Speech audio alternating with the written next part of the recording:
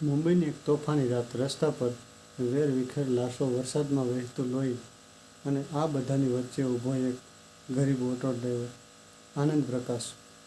તેણે પોતાની આંખોથી તે હત્યારાને જોયો હતો, પણ તે કોઈ સામાન્ય માણસ નહોતો. તે શહેરના સૌથી શક્તિશાળી જજનો દીકરો હતો. આનંદ સાચું કહેવા પોલીસ સ્ટેશને ગયો, પણ બીજી જ પળે તેને ગુનેગાર બનાવી દેવાયો. કાયદો વેચાઈ ચૂક્યો હતો, અદાલત ઝૂકી ચૂકી હતી અને એક નિર્દોષની જિંદગી બરબાદ થઈ ગઈ. પણ તેમને ખબર નહોતી કે આનંદની નાનકડી દીકરી અંજલિ એક દિવસ કાળો કોટ પહેરીને પાછી ફરશે, પોતાના પિતા માટે ન્યાય લેવા અને આખી સિસ્ટમને કોર્ટમાં ખુલ્લી પાડવા.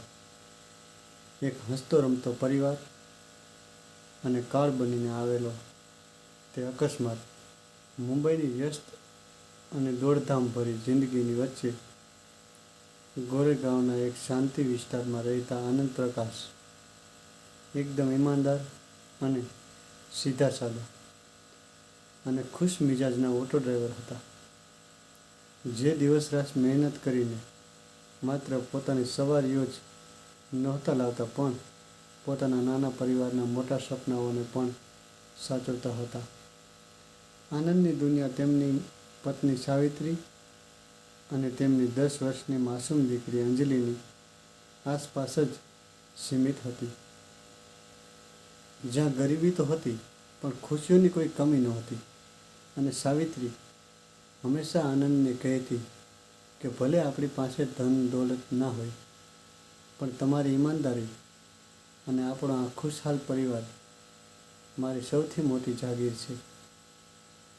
અંજલિ ભણવામાં ખૂબ તેજ હતી અને તેનું સપનું મોટી થઈને એક મોટી વકીલ બનવાનું હતું, જેથી તે સમાજના દબાયેલા, કચડાયેલા લોકોને ન્યાય અપાવી શકે. આનંદ દરરોજ રાત્રે ઘરે પાછા ફરીને અંજલિના પુસ્તકો જોઈને ગર્વથી છલકાઈ જતા અને કહેતા કે મારી દીકરી એક દિવસ કોર્ટમાં ઊભી રહીને સત્યનો ઝંડો લહેરાવશે. પણ કિસ્મતના ક્રૂર પાનાઓ પર આ પરિવાર માટે કંઈક બીજો જ ભયાનક નજારો લખાઈ ચૂક્યો હતો, અને તે કાળી રાત ચૂપકેથી તેમના દરવાજે દસ્તક દેવા આગળ વધી રહી હતી, જેણે એક જ પળમાં તેમને આખી હસતી રમતી દુનિયાને હંમેશ માટે ઉજ્જડ કરી નાખી. એ જૂની એક ખૂબ જ તોફાની અને જૂનની અને ભારે વરસાદવાળી રાત હતી, જ્યારે આનંદ પોતાની છેલ્લી સવારી છોડીને પાછા ઘર તરફ જઈ રહ્યા હતા. અને રસ્તાઓ પર પાણી ભરાયેલું હોવાને કારણે વિઝિબિલિટી ખૂબ ઓછી હતી, ત્યારે સામેથી આવતી એક તેજ રફતાર, અનિયંત્રિત આલિશાન મર્સિડીઝ કારે તેમની આંખો સામે ફૂટપાથ પર સૂઈ રહેલા કેટલાક ગરીબ મજૂરોને બેરહેમીથી કચડી નાખ્યા. આનંદે ચીસ પાડતા પોતાની ઓટોની બ્રેક મારી, અને જ્યારે તે ધ્રુજતા પગે તે કાર તરફ વધ્યા, તો તેમણે જોયું કે કારની હેડલાઇટની રોશનીમાં શહેરના સૌથી ધનાઢ્ય અને રોક સોલિડ પ્રભાવ ધરાવતા સિનિયર જજિસ્ટ સૂર્યકાંત મિશ્રાનો એકમાત્ર દીકરો રાહુલ મિશ્રા સંપૂર્ણપણે દારૂના નશામાં ધૂત થઈને સ્ટીયરિંગ વ્હીલ પર બેભાન પડ્યો હતો. રાહુલને હોશમાં આવતા જ ગાડીને રિવર્સ કરી અને આનંદ કંઈ સમજે તે પહેલાં તે ત્યાંથી પોતાની ગાડી લઈને ઝડપથી ફરાર થઈ ગયો. પણ આનંદે તે કારનો નંબર અને રાહુલનો ચહેરો સારી રીતે જોઈ લીધો. ઘટનાની ભયાનકતા જોઈને આનંદનું દિલ કંપી ઉઠ્યું, અને એક સાચા નાગરિકનો ધર્મ નિભાવતા તેમણે તરત પોલીસ સ્ટેશન જઈને તે હિટ એન્ડ રન કેસની ફરિયાદ નોંધાવવાનો નિર્ણય કર્યો, એ જાણ્યા વિના કે તેઓ સીધા મોતના એ ચક્રવ્યૂહમાં પગ મૂકી રહ્યા છે, જ્યાંથી બહાર નીકળવાનો કોઈ રસ્તો ન હતો. પોલીસ સ્ટેશન પહોંચતા જ જ્યારે આનંદે ડ્યુટી ઓફિસરને બધી હકીકત જણાવી અને જજના દીકરાનું નામ લીધું તો ત્યાં સન્નાટો છવાઈ ગયો અને પોલીસવાળાઓએ તરત સિનિયર અધિકારીઓને ફોન કર્યો. થોડા જ કલાકોમાં તે પોલીસ સ્ટેશનનો આખો માહોલ બદલાઈ ગયો અને આનંદને સાંત્વના આપવાને બદલે તેમને એક રૂમમાં બંધ કરી દેવાયો, કારણ કે જસ્ટિસ સૂર્યકાંત મિશ્રાએ પોતાના દીકરાને બચાવવા માટે કાયદાના રક્ષકોને જ પોતાના ગુલામ બનાવી દીધા અને હવે તે નિર્દોષ ઓટો ડ્રાઈવરને આ ખૂની ખેલનો માહોલ બનાવવાની પૂરી તૈયારી કરવામાં આવી હતી. જેમ જ રાતનો ઘેરો અંધકાર સવારની પહેલી કિરણમાં બદલાયો, આનંદને તે અંધારામાં રૂમમાંથી કાઢી સીધા લોકઅપના સળિયા પાછળ ધકેલી દેવાયો અને જ્યારે તેમણે ડરેલા અવાજમાં પોલીસ અધિકારીઓને પોતાની નિર્દોષતાની ગુનહાર લગાવી તો તેમને જોરદાર થપ્પડ મારવામાં આવી, જેનો ગુંજ આખા થાણામાં ગુંજી ઉઠ્યો. પોલીસે જસ્ટિસ સૂર્યકાંત મિશ્રાના ઇશારે થોડા જ કલાકોમાં ખોટા ગવાહ અને નકલી પુરાવાની એક એવી દિવાલ ઊભી કરી દીધી જેના આગળ સત્ય સંપૂર્ણપણે દમ તોડી ચૂક્યું હતું અને આનંદની સીધી સાદી ઓટોની ડિક્કીમાંથી દારૂની 3 ખાલી બોટલો મળી હોવાનું બનાવીને આ કેસ સંપૂર્ણપણે પલટી દેવાયો. બીજી બાજુ ઘરે આખી રાત આનંદની રાહ જોતી સાવિત્રી અને અંજલિનું રોઈ રોઈને બુરો હાલ હતું અને જ્યારે સવાલ થતાં જ સાવિત્રીને પાડોશીઓ દ્વારા આનંદની ધરપકડની ખબર પડી તો તેના પગ નીચે જમીન સરકી ગઈ અને તે બેબાકની હાલતમાં દોડતી પોલીસ સ્ટેશન પહોંચી, જ્યાંનો નજારો જોઈને તેનું કાળજું મોંમાં આવી ગયું. સળિયા પાછળ લાચાર અને ઘાયલ હાલતમાં ઊભેલા આનંદે જેવો સાવિત્રીને જોયો તો તેમને આંખોમાંથી આંસુઓનું પૂર વહી નીકળ્યું અને તેમણે રડતા કહ્યું કે સાવિત્રી, મેં કોઈ ગુનો નથી કર્યો, પણ મેં તો માત્ર એક્સિડન્ટના અસલી હત્યારા જજના દીકરા રાહુલ મિશ્રાનું નામ પોલીસને જણાવ્યું હતું, જેની સજા મને આપવામાં આવી. સાવિત્રીએ હિંમત ભેગી કરીને જ્યારે થાણેદાર સામે હાથ જોડ્યા અને ગિરગિડાતા કહ્યું કે સાહેબ, મારા પતિ ક્યારેય દારૂને હાથ પણ નથી લગાવતા અને તેઓ તો અડધી રાત્રે માત્ર પોતાનો ધર્મ નિભાવવા આવ્યા હતા. તો થાણેદારે ક્રૂરતાથી હસતા FIRની કોપી તેના મોઢા પર ફેંકી મારી, જેના પર લખ્યું હતું કે આનંદ પ્રકાશે વધુ પડતા દારૂના નશામાં તેજ રફતાર ઓટો ચલાવીને ફૂટપાથ પર સૂઈ રહેલા માસૂમ મજૂરોને કચડ્યા છે. આ દરમિયાન કોર્ટમાં હાજરીનો સમય નજીક આવી રહ્યો હતો અને જસ્ટિસ સૂર્યકાંત મિશ્રાએ એ સુનિશ્ચિત કરવા માટે કે આનંદે કોઈ મોટો વકીલ ન મળે, પોતાના સૌથી નજીકના અને વેચાયેલા વકીલ એડવોકેટ વિક્રમ મહોત્રાનું આનંદનો કેસ લડવા માટે તૈયાર કરી દીધો, જે બહારથી તો આનંદની મદદ કરવાનો ઢોંગ કરી રહ્યો હતો, પણ અંદરથી તે સીધો જજની જેમ બેઠો હતો. એડવોકેટ મલ્હોત્રાએ પોલીસ સ્ટેશનની બહાર ઊભેલી રોતી સાવિત્રી પાસે જઈને ખૂબ જ સહાનુભૂતિ બતાવવાનું નાટક કર્યું અને કહ્યું કે બેનજી, હું તમારી ગરીબી અને લાચારીને સમજું છું, એટલે હું તમારા પતિનો કેસ એક પણ પૈસો લીધા વિના પૂરી ઈમાનદારીથી લડીશ અને તેમને કોર્ટમાંથી સન્માન સાથે પાયજત ભરી કરાવીશ. સાવિત્રીને તે સમયે મલ્હોત્રાના રૂપમાં ભગવાન દેખાયો અને તેણે એ જાણ્યા વિના કે તે બકરાને હલાલ કરનારા કસાઈના પગે પડી રહી છે, મલ્હોત્રા સામે પોતાનું માથું ઝુકાવી દીધું અને વકીલ મોટી ચાલાકીથી આનંદ પાસે કેટલાક કોરા કાગળો અને વકાલતનામા પર સહી કરાવી દીધી, જેથી કોર્ટરૂમની અંદર આનંદના અવાજને હંમેશ માટે દબાવી શકાય. બપોર થતાં આનંદને ભારે પોલીસ સુરક્ષાની વચ્ચે અદાલત પરિસરમાં લઈ આવવામાં આવ્યો, જ્યાં ચારે બાજુ મીડિયાનો જમાવડો થયો હતો, કારણ કે જસ્ટિસ મિશ્રાએ મીડિયામાં આ ખબર ફેલાવી દીધી હતી કે કેવી રીતે એક લાપરવાહ અને દારૂડિયા ઓટો ડ્રાઈવરે ગરીબ મજૂરોનો જીવ લઈ લીધો, અને સમાજનો આખો ગુસ્સો હવે તે નિર્દોષ આનંદ પર તૂટી રહ્યો હતો, જે માથું ઝુકાવીને પોતાના તે ભાગ્યને કોસી રહ્યો હતો, જેણે તેને સાચું બોલવાની આટલી ખોફનાક સજા આપી હતી. જેમ જ અદાલતની કાર્યવાહી શરૂ થઈ, આખો કોર્ટરૂમ ખીચોખીચ ભરાઈ ગયો, અને સામે ઊંચા આસન પર બીજું કોઈ નહીં પણ ખુદ જસ્ટિસ સૂર્યકાંત મિશ્રા બેઠા હતા, જે કાયદાની ત્રાજુ પકડીને ખુદ જ આ આખા ષડયંત્રના મુખ્ય સૂત્રધાર હતા.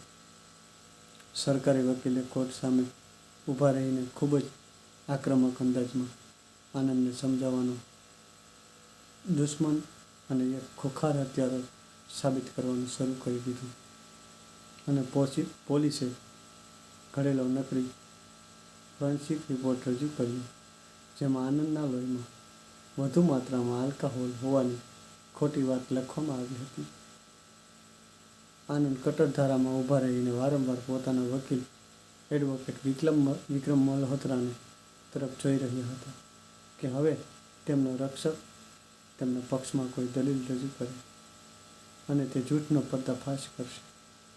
પણ મલ્હોત્રા તો આનંદથી વેચાઈ ચૂક્યો હતો, અને તેણે માત્ર ઔપચારિકતા નિભાવવા માટે ખૂબ જ નબળી અને પોકળ દલીલ કરી, જ્યારે આનંદથી રહેવાયું નહીં, અને તેમણે ચીસ પાડતા કોર્ટને કહ્યું, માય લોર્ડ, આ બધું જૂઠ છે. અસલી હત્યારો તો તમારો દીકરો રાહુલ મિશ્રા છે, જેને બચાવવા માટે પોલીસ મને ફસાવી રહી છે. તો આખો કોર્ટરૂમ સન્ન થઈ ગયો, પણ જસ્ટિસ મિશ્રાના ચહેરા પર એક કરચલી પણ ન આવી. જસ્ટિસ મિશ્રાએ પોતાની ગાદીના પ્રભાવનો ઉપયોગ કરતા આનંદને અદાલતની તોહીન કરવા બદલ ફટકાર્યો, અને એડવોકેટ મલ્હોત્રાએ તરત આગળ વધીને આનંદને ચૂપ કરાવતા કહ્યું કે માય લોર્ડ, મારા અસીલની માનસિક હાલત ઠીક નથી, અને આ સજાથી બચવા માટે મનગઢંત વાર્તાઓ બનાવી રહ્યો છે. આ રીતે આનંદ પોતાના જ વકીલને તેમના પગ નીચેથી જમીન ખસેડી દીધી, અને કોર્ટરૂમની બહાર ઊભેલા સાવિત્રી અને અંજલિ આ જોઈને દંગ રહી ગયા કે તેમનો પોતાનો જ રક્ષક કેવી રીતે વિલનના સૂરમાં સૂર મિલાવી રહ્યો. મલ્હોત્રાએ મોટી ચાલાકીથી તે કોરા કાગળોનો ઉપયોગ કર્યો, જેના પર તેણે આનંદની સહી લીધી હતી, અને અદાલતમાં એ સાબિત કરી દીધું કે આનંદે પોતાનો ગુનો કબૂલ કરી લીધો છે. જેના પછી જસ્ટિસ મિશ્રાએ પોતાનો મનપસંદ ફેસલો સંભળાવવાનો પૂરો મોકો મળી ગયો. જસ્ટિસ મિશ્રાએ કોઈ પણ વિલંબ કર્યા વિના પોતાનો હથોડો ટેબલ પર માર્યો અને આ ફેસલો સંભળાવ્યો કે આનંદ પ્રકાશને કલમ 304 હેઠળ દોષિત ગણાતા આજીવન કેદની સખત સજા સંભળાવવામાં આવે છે, જેથી સમાજમાં એક કડક સંદેશ જાય કે ગરીબોના જીવ સાથે રમતા કોઈ પણ અપરાધીને બક્ષવામાં નહીં આવે. ફેસલો સાંભળતા જ સાવિત્રી કોર્ટના ફર્શ પર પડીને જોર જોરથી રડવા લાગી, અને માસૂમ અંજલિએ રડતા પોતાની માને સંભાળી, જ્યારે પોલીસવાળા આનંદને ઘસડીને સેન્ટ્રલ જેલની કાળકોઠરી તરફ લઈ જવા લાગ્યો, જ્યાં ન્યાયની હત્યા થઈ ચૂકી હતી અને અન્યાયનો અંધકાર સંપૂર્ણપણે જીતી ચૂક્યો હતો. અદાલતનો તે ફર્સ્ટ ફેસલો આનંદ પ્રકાશ માટે એક જીવતી મોત સમાન હતો, જેને સેન્ટ્રલ જેલના એક એવા ઘેરા અને અંધારાના રૂમમાં બંધ કરી દેવાયો, જ્યાં સૂરજની એક કિરણ પણ નસીબ ન હતી થતી. બીજી બાજુ ગોરેગાંવની તે નાનકડી ઝૂંપડીમાં ખુશીઓનું નામ નિશાન મટી ચૂક્યું હતું, અને સાવિત્રી દિવસ રાત પોતાના પતિની નિર્દોષતાના ગમમાં રોતા રોતા એટલી તૂટી ગઈ હતી કે તેની આંખોના આંસુ પણ સુકાઈ ચૂક્યા હતા. પાડોશીઓ અને સમાજે પણ એક હત્યારાનો પરિવાર માનીને તેમનાથી સંપૂર્ણપણે મોં ફેરવી લીધું હતું, જેનાથી તેમની આર્થિક સ્થિતિ બદથી બદતર થઈ અને અંજલિને સ્કૂલમાંથી પણ કાઢી મૂકવામાં આવી, કારણ કે સ્કૂલ પ્રશાસન એક અપરાધીની દીકરીને પોતાને અહીં ભણાવતા નહોતું માગતું. સાવિત્રીએ હિંમત ન હારી અને તે પોતાની તૂટેલી ચપ્પલો ઘસડતા શહેરના દરેક મોટા વકીલના દરવાજે ગઈ. તેમના પગે પડીને પોતાના પતિને બચાવવાની ભીખ માંગી.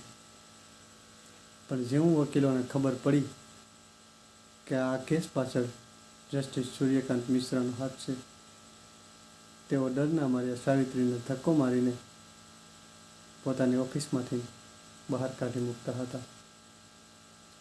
આ સતત મળતા અપમાન, લાચારી અને પોતાના પતિથી અલગ થવાના ઊંડા આઘાતને સાવિત્રીનું નબળું દિલ અને દિમાગ વધારે દિવસો સુધી સહન ન કરી શકતું, અને ધીમે ધીમે તેની માનસિક સ્થિતિ બગડવા લાગી. તે અડધી રાત્રે ઉઠીને રસ્તા ઉપર દોડતી અને ચીસો પાડતી કે મારો આનંદ નિર્દોષ છે, કાયદો આંધળો છે, કંઈ મારા સુહાગને બચાવી લો. અને તેની આ હાલત જોઈને 14 વર્ષની થઈ ચૂકેલી અંજલિનું કાળજું ફાટી જતું હતું. આખરે એક દિવસ ડૉક્ટરોએ સાવિત્રીને સંપૂર્ણપણે માનસિક રીતે અસ્તવ્યસ્ત જાહેર કરી દીધી, અને સરકારી અધિકારીઓએ તેને જબરજસ્તી થાણેના એક બદહાલત અને ડરામણા માનસિક સ્થાનમાં ભરતી કરાવી દીધી, જ્યાં અંજલિને પોતાની માને મળવા સુધીની પણ પરવાનગી નહોતી.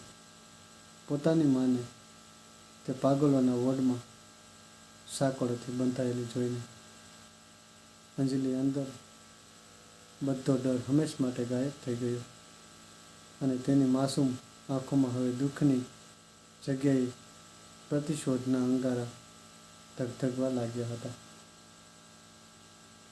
તેણે તે જ પાગલખાનાની બહાર ફૂટપાથ પર ઊભા રહીને આકાશ તરફ જોયું અને પોતાની મુઠ્ઠીઓને ભીંસતા આ કસમ ખાધી કે તે રડશે નહીં, કે ના તો ભીખ માગશે, પણ તે આ જ કાયદાને પોતાની ઢાલ અને તલવાર બનાવશે, જેણે તેના હસતા રમતા પરિવારને જીવતો દફન કરી દીધો હતો. અંજલિએ દિવસમાં લોકોના ઘરના સાવરણી પોતું કરવા અને રાત્રે સ્ટ્રીટ લાઇટ નીચે બેસીને કાયદાના મોટા મોટા પુસ્તકો વાંચવાનો એક ખૂબ જ કઠિન સફર શરૂ કર્યો, કારણ કે તેનો એકમાત્ર હેતુ હવે માત્ર વકીલ બનવાનો નહીં, પણ તે કોર્ટરૂમની અંદર ન્યાયની દેવીની આંખો પરથી પટ્ટી હટાવીને અસલી ગુનેગારોને શિકાર કરવાનો હતો. દિવસો અઠવાડિયા મહિનાઓમાં અને મહિનાઓ વર્ષોમાં બદલાતા ગયા, અને અંજલિએ પોતાની જિંદગીને દરેક કતરો માત્ર કાયદાની બારીકીઓ શીખવામાં નાખી દીધો. જ્યાં તેણે દિવસના અંજવાળામાં લોકોના ઘરોના જૂઠા વાસણો માંજ્યા, તો રાતની ઊંઘ ઉડાડીને લો કોલેજની સ્કોલરશિપ હાસિલ કરી, જેથી તે કાળા કોટની તાકાતને હાસિલ કરી શકે, જેણે તેના પિતાની જિંદગી છીનવી લીધી હતી.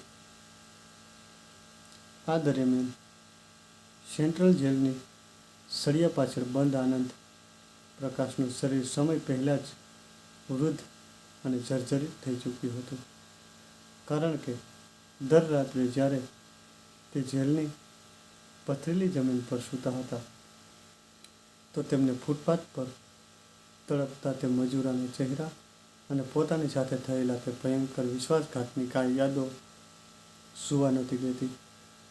આખરે સજાના 10મા વર્ષમાં આનંદ પ્રકાશની તબિયત જેલની અંદર ખૂબ જ વધારે બગડી ગઈ અને ફેફસાના ગંભીર સંક્રમણને કારણે જ્યારે તે પોતાના છેલ્લા શ્વાસ ગણી રહ્યા હતા તો તેમણે જેલરને વિનંતી કરી કે પોતાની દીકરી અંજલિને છેલ્લી વાર બોલાવવાની ગુનાર લગાવી. અંજલિ દોડતી જેલના હોસ્પિટલના વોર્ડમાં પહોંચી તો વ્હીલચેર પર બેઠેલા પોતાના પિતાના કંકાલ બની ચૂકેલા શરીરને જોઈને તેની આત્મા કંપી ગઈ. પણ આનંદે પોતાની ધ્રુજતી આંગળીઓથી અંજલિના આંસુ લૂછ્યા અને કહ્યું કે દીકરી, મારા મોતનો ગમ ના કરજો, કારણ કે હું આ કેદમાંથી આઝાદ થઈ રહ્યો છું, પણ તું તે કોર્ટ રૂમને ન છોડતી જ્યાં આપણા સત્યની હત્યા કરવામાં આવી હતી. આનંદે અંજલિના હાથોમાં પોતાનું જૂનું ફાટેલું બટવું પકડાવ્યું, જેની અંદર તે જૂની તોફાની રાતની મર્સિડીઝ કારનો નંબર અને રાહુલ મિશ્રાનું નામ એક કાગળના ટુકડા પર લોહીના ડાઘા સાથે લખેલું હતું. અને આ જ આનંદ પ્રકાશની છેલ્લી વસિયત હતી જે તેમણે પોતાની દીકરીને સોંપી, અને તે જ પળે તેમની આંખો હંમેશ માટે મીચાઈ ગઈ.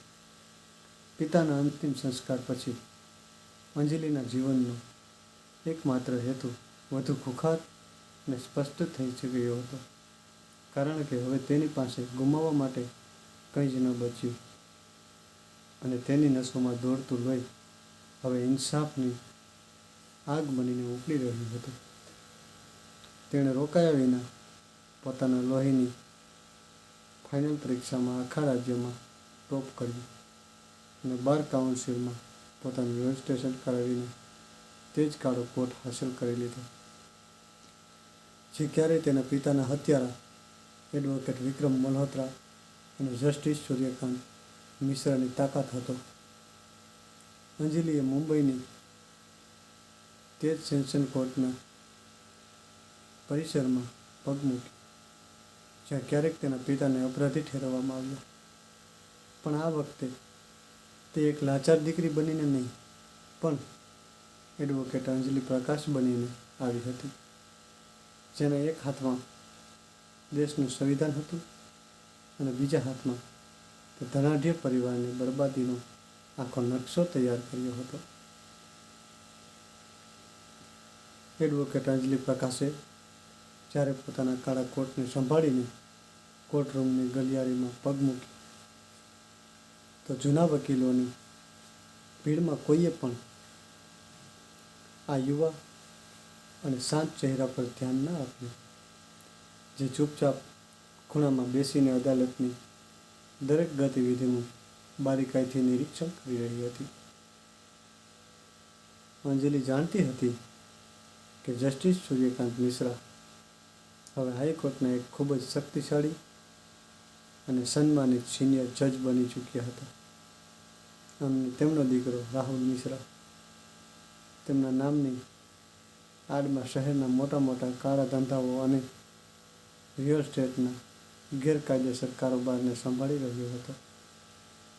અંજલિને પોતાના બદલાની શરૂઆત તે નબળી કડીથી કરવાની હતી જેણે તેના પિતાની પીઠમાં છરો ઘોક્યો હતો, અને તે કડી બીજું કોઈ નહીં પણ એડવોકેટ વિક્રમ મલ્હોત્રા હતો, જે આજે પણ જજ મિશ્રાના ટુકડાઓ પર પડી રહ્યો હતો અને તેમના બધા ગેરકાયદેસર કાનૂની મામલાઓને રફાદફા કરવાનું કામ કરતો હતો.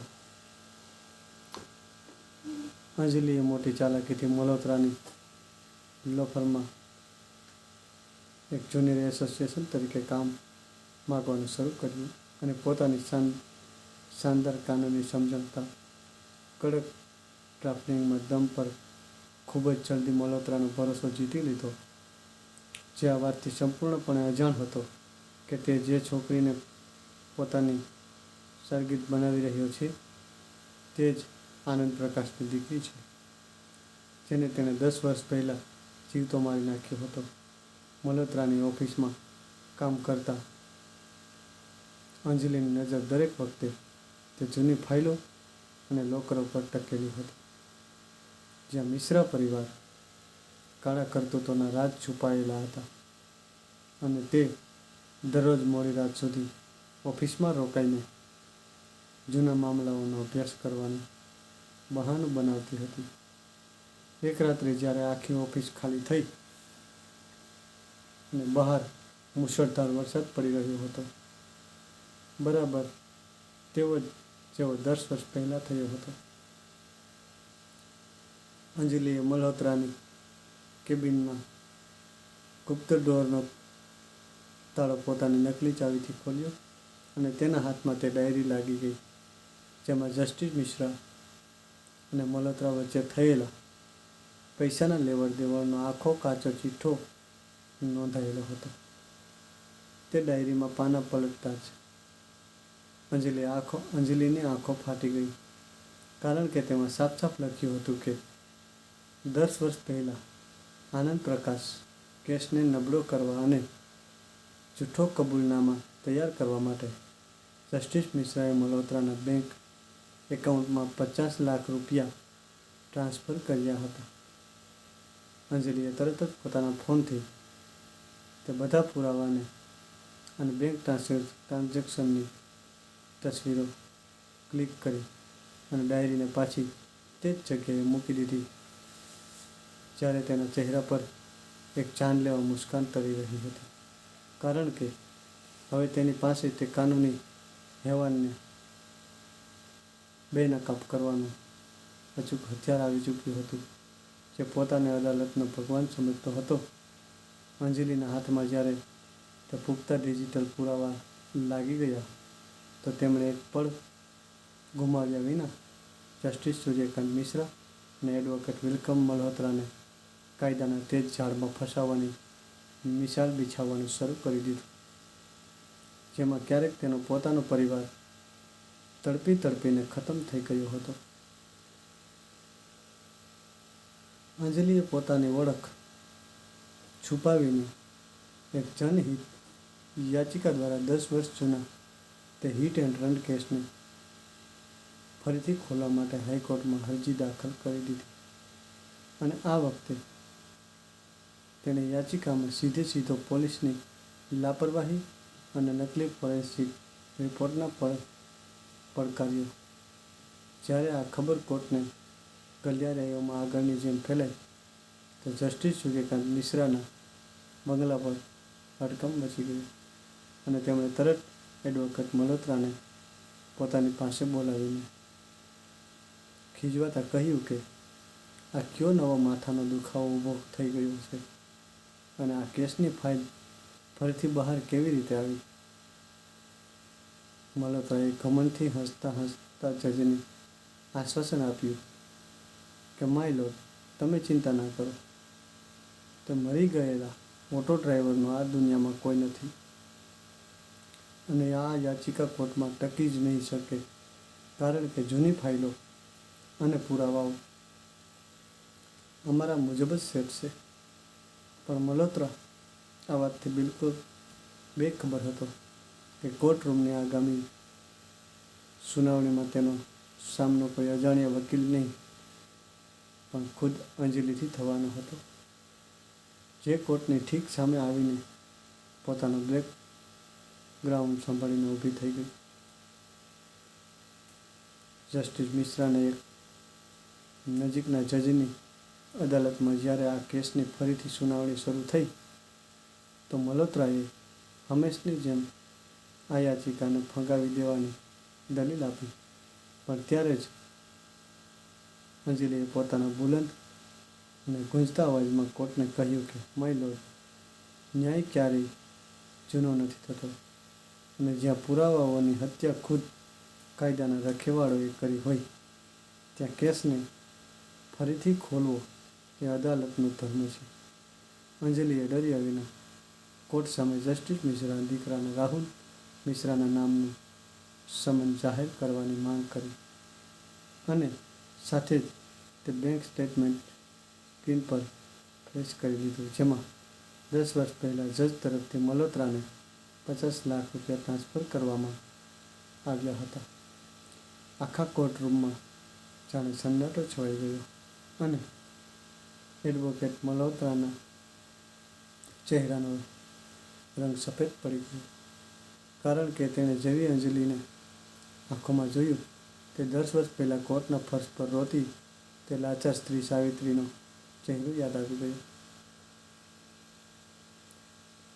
જજે પુરાવાઓની ગંભીરતાને જોતા આ મામલાની નિષ્પક્ષ તપાસના આદેશ આપી દીધા અને એડવોકેટ મલ્હોત્રાને કોર્ટરૂમની અંદર જ સસ્પેન્ડ કરવાની પ્રક્રિયા શરૂ થઈ ગઈ, જેનાથી મિશ્રા પરિવારના સામ્રાજ્યની પહેલી મજબૂત ઈંટ સંપૂર્ણપણે ખસી ચૂકી હતી.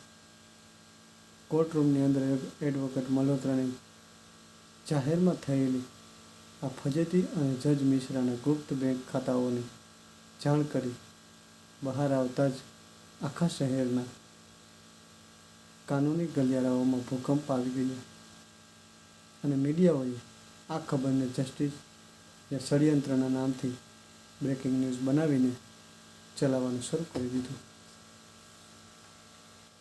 જસ્ટિસ સૂર્યકાંત મિશ્રાએ પોતાના આલિશાન બંગલાના બંધ રૂમમાં ગુસ્સાથી પાગલ થઈને ચીસો પાડી રહ્યા હતા, કારણ કે તેમની જિંદગીભરની કમાયેલી ઇજ્જત અને પ્રભાવ હવે તે છોકરીના પગ નીચે કચડાઈ રહી હતી, જેને તેઓ એક મામૂલી કીડો સમજી રહ્યા હતા. તેમણે તરત જ પોતાના દીકરા રાહુલ મિશ્રા અને શહેરના અંડરવર્લ્ડથી જોડાયેલા કેટલાક ગુંડાઓને બોલાવીને હુકમ આપ્યો કે તે છોકરીને એડવોકેટ અંજલિ પ્રકાશનું નામ અને નિશાન આ દુનિયામાંથી હંમેશ માટે મિટાવી દેવામાં આવે, જેથી આ કેસ આગળ વધી ન શકે. અંજલિ જાણતી હતી કે આ ખૂની ખેલમાં પગ મૂક્યા પછી તેના જીવ પર દરેક પળે ખતરો મંડરાશે, એટલે તેણે ગોરેગાંવની પોતાની જ તે જૂની ઝૂંપડીને છોડીને એક ગુપ્ત સ્થળે શરણ લઈ રાખી હતી, જ્યાં તે આગામી અને અંતિમ પ્રકારની તૈયારીઓ લગાવી લેતી. એક રાત્રે જ્યારે તે પોતાની સ્કૂટીથી કોર્ટ લાઇબ્રેરી પાછી ફરી રહી હતી, તો એક કાળી નંબર વિનાની SUV કારે તેનો રસ્તો રોકવાની કોશિશ કરી અને તેને જાનથી મારી નાખવાના ઈરાદે જોરદાર ટક્કર મારી, જેનાથી અંજલિ રસ્તા કિનારે બનેલા ડિવાઈડરથી ટકરાઈને દૂર જઈ પડી. રાહુલ મિશ્રા તે ગાડીની બારીમાંથી નીચે ઉતર્યો અને તેણે લોહીથી લથપથ અંજલિ પાસે જઈને નીચતાથી હસતા કહ્યું કે છોકરી, તે ખોટા ખાનદાનથી પંગો લઈ લીધો છે. તારા બાપને તો માત્ર જેલ મોકલવામાં આવ્યો હતો, પણ તને હું સીધી શમશાન મોકલી દેવામાં આવીશ. પણ અંજલિ, જે ઘાયલ હોવા છતાં પોતાની ચેતના નહોતી ગુમાવી, તેણે પોતાના હાથમાં છુપાયેલા નાના વોઇસ અને વિડીયો રેકોર્ડનું બટન દબાવી દીધું હતું, જેમાં રાહુલ મિશ્રાનું તે કબૂલનામો લાઈવ રેકોર્ડ થઈ રહ્યો હતો. અંજલિએ પૂરી તાકાત ભેગી કરી હસતા રાહુલને કહ્યું કે તમે મિશ્રા પરિવારના લોકો હંમેશા એક જ ભૂલ કરો છો કે તમે તમારા સામેવાળાને ખૂબ નબળો સમજી લો છો. 10 વર્ષ પહેલાં મારા પિતા પાસે કોઈ પુરાવો નહોતો, પણ આજે મારી પાસે તારો આ ચહેરો અને તારો આ અવાજ બંને મોજૂદ છે. આ પહેલાં કે તું રાહુલ કંઈ સમજી શકે, દૂરથી આવતી પોલીસના સાયરનની અવાજ સાંભળીને તે ડરના માર્યા પોતાની ગાડીમાં બેસીને ત્યાંથી રફુચક્કર થઈ ગયો. પણ અંજલિના ચહેરા જીતની ચમક હતી, કારણ કે તેણે પોતાના લોહીની કિંમત પર જસ્ટિસ મિશ્રાના દીકરાનો તે છેલ્લો અને સૌથી મોટો કબૂલનામું હાંસલ કરી લીધો હતો, જે આખા કેસનો રૂપ બદલવાનો હતો. હોસ્પિટલના બેડ પર પટ્ટીઓમાં લપટાયેલી અંજલિએ